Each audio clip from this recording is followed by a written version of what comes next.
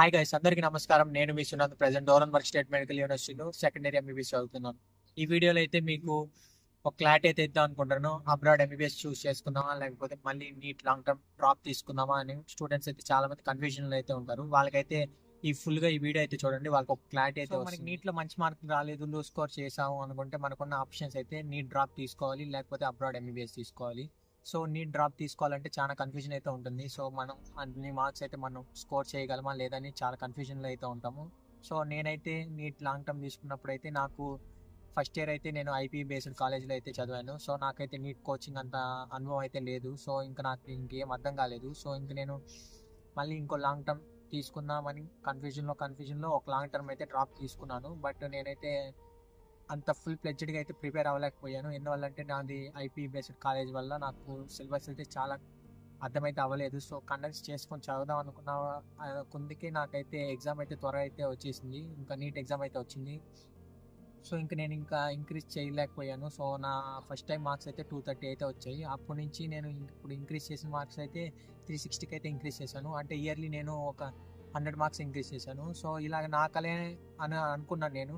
నేనే ఇంక్రీజ్ చేయలేకపోతున్నానేమో అని అలా అలా ఒక డౌట్లు అయితే ఉన్నాను. సో నా ఫ్రెండ్స్ కూడా ఇప్పుడు 3 డ్రాప్స్ తీసుకున్న వాళ్ళు ఉన్నారు. వాళ్ళకి నాకు తేడా ఏంటో నేను ఒకసారి అబ్జర్వ్ చేశాను. వాళ్ళు సేమే నాలాగే నీట్ కోచింగ్ లేకుండా ఐబీ బేస్డే వచ్చారు. సో వాళ్ళు నాతో పాటు ఆకాష్ ఫస్ట్ లాంగ్ టర్మ్ తీసుకున్నారు. వాళ్ళకి ఒక 100 మార్క్స్ వచ్చాయి, ఇంక్రీజ్ అయ్యాయి. మళ్ళీ ఇంకో లాంగ్ టర్మ్ తీసుకుంటే వాళ్ళకి ఒక 100 మార్క్స్ ఇంక్రీజ్ అయ్యాయి. ఇప్పుడు మళ్ళీ ఇంకో లాంగ్ టర్మ్ తీసుకుంటే ఇంకో 100 మార్క్స్ ఇంక్రీజ్ అయ్యాయి. సో వాళ్ళకి ఇప్పుడు రిజర్వేషన్ ఉంది వల్ల వాళ్ళకి కాంపిటీషన్ అయితే చాలా చాలా ఇంక్రీజ్ అవుతుంది. నేను రాసిన ఇయర్లో అయితే 18 lakhs మెంబర్స్ అయితే అప్లై చేశారు. 18 lakhs మెంబర్స్ స్టూడెంట్స్ రాశారు. అప్పుడే కాంపిటీషన్ అయితే అలాగ ఉంది. సో ఈ ఇయర్ అయితే 24 lakhs స్టూడెంట్స్ అయితే అప్లై చేశారు. సో ఇయర్లీ అయితే కాంపిటీషన్ అయితే పెరుగుతుంది.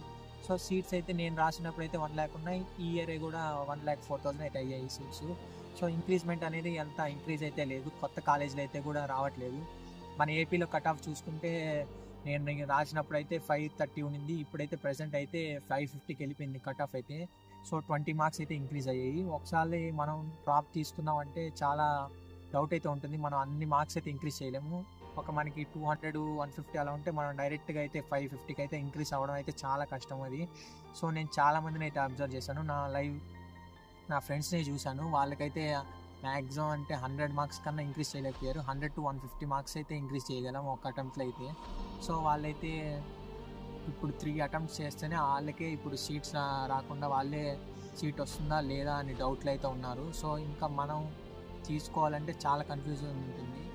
సో ఒక డౌట్లో అయితే నేను ఒక లాంగ్ టర్మ్ అయితే తీసుకున్నాను. నాకు 230 నుంచి అయితే 360కి అయితే వచ్చాయి మార్క్స్. సో ఇంకా నేను అనుకున్నంత బెటర్మెంట్ అయితే ఇంప్రూవ్మెంట్ లేదు. సో ఇంకా 100 నుంచి 150 మార్క్సే పెరిగాయి. ఇంకా నేను అప్పుడున్న ఆప్షన్స్ అయితే చూశాను, వేరే ఆప్షన్స్ కూడా చూశాను. నేను ఇప్పుడు అగ్రికల్చర్ లేకపోతే వెటనరీ తీసుకుందాము ఇండియాలో అనుకున్నాను. అక్కడే సీట్ ఎంసెట్ రాసి అక్కడే సీట్ తీసుకుందాం అనుకున్నాను, లేకపోతే అక్కడే సీట్ కొనుక్కుందాం అనుకున్నాను. బట్ అక్కడ మనకి ఇండియాలో స్కోప్ అయితే లేదు అగ్రికల్చర్కి వెటనరీకి. ఇంకా నేను చూస్ చేసుకున్న ఆప్షన్ అప్పుడు నాకు దొరికిన ఆప్షనే ఎంబీబీఎస్ అబ్రాడ్.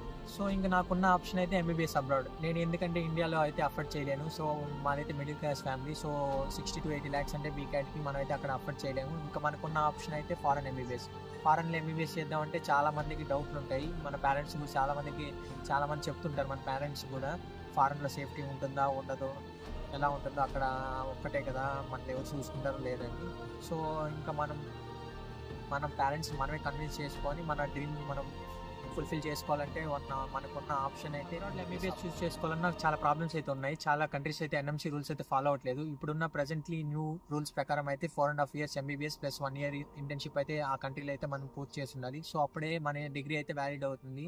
సో ఇంకా మనమైతే అది ఆ కంట్రీ మనకి ప్రొవైడ్ చేస్తుందా లేదని అఫిషియల్గా మన ఎంబసీ అయితే ప్రతి కంట్రీలో అయితే ఉంటుంది. సో అక్కడైతే మనం ఆ పాయింట్ అయితే కోర్స్ డ్యూరేషన్ అయితే ఎంబీబీఎస్ డ్యూరేషన్ అయితే అక్కడ మెన్షన్ చేసి ఉంటుంది. సో చూసుకొని అయితే ఎంబీబీఎస్ అయితే కంట్రీని మీరు ప్రిఫర్ చేయండి. ఫస్ట్లీ యూనివర్సిటీలు సెలెక్ట్ చేసుకున్నప్పుడు అయితే ఫుల్లీ ఇంగ్లీష్ మీడియం యూనివర్సిటీలు అయితే సెలెక్ట్ చేసుకోవాలి. సో మనకి చాలా యూనివర్సిటీలు అయితే ఇంగ్లీష్ మీడియంలో అయితే కూడా టీచ్ చేస్తూ ఉండవు. సో వాళ్ళ నేటివ్ లాంగ్వేజెస్ అయితే టీచ్ చేస్తుంటాయి. సో మనం అఫిషియల్గా వాళ్ళ యూనివర్సిటీ వెబ్సైట్లో అయితే చూడొచ్చు అవి ఇంగ్లీష్ మీడియమా లేకపోతే వేరే వాళ్ళ నేటివ్ లాంగ్వేజ్లో చెప్తున్నారు. సో ఇంకా ఈ వీడియో చూసాక మీకు కొద్దిగా క్లారిటీ వచ్చింది అనుకుంటున్నాను. ఇంకా రానున్న వీడియోస్లో అయితే మా ఫ్రెండ్స్ అయితే వాళ్ళు ఎందుకు అబ్రాడ్ తీసుకున్నారు, నేను ఎందుకు తీసుకున్నాను, ఇలా అయితే పోడ్కాస్ట్ అయితే పెడదాం అనుకుంటున్నాను. సో వాళ్ళని అయితే అడిగి తెలుసుకుందాము నెక్స్ట్ వీడియోస్లో అయితే. వాళ్ళు నా ఫ్రెండ్స్ కూడా ఉన్నారు ఇక్కడ 2-3 డ్రాప్స్ తీసుకున్న వాళ్ళు, ఇక్కడ అబ్రాడ్ ఎంబీబీఎస్ వచ్చిన వాళ్ళు.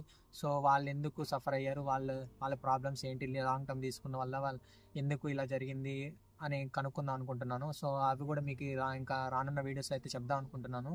సో ఇంకా మన ఛానల్కి అయితే సబ్స్క్రైబ్ చేసుకోండి. ఇంకా మీకు ఏమైనా డౌట్స్ ఉన్నాయి, ఇంకా ఈ యూనివర్సిటీల గురించి ఏమైనా డౌట్స్ ఉన్నాయి, ఇంకా రష్యా గురించి తెలుసుకోవాలనుకుంటే నా డిస్క్రిప్షన్లో అయితే నా వాట్సాప్ నెంబర్ అయితే ఇస్తున్నాను. సో నాకైతే మెసేజ్ చేయండి. సో అంతే గైస్.